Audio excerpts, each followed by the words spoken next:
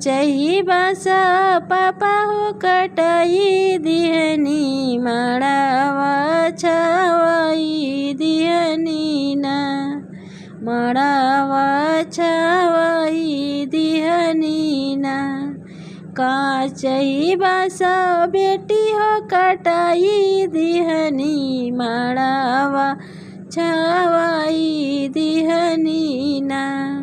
पापा के फर्जा हम निभावतानी तोहरा के तेजतानी ना पापा के फर्जा हम निभावतानी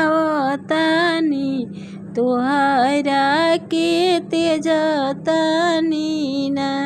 चही बासा पापा हो कटाई दिहनी मड़ावा छावाई दिहनी ना मड़ावा छावाई दिहनी ना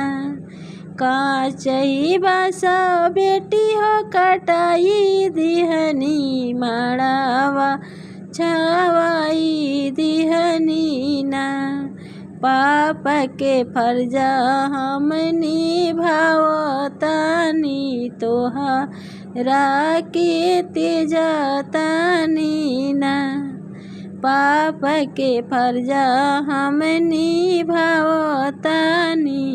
तोहरा के तेजतानी ना।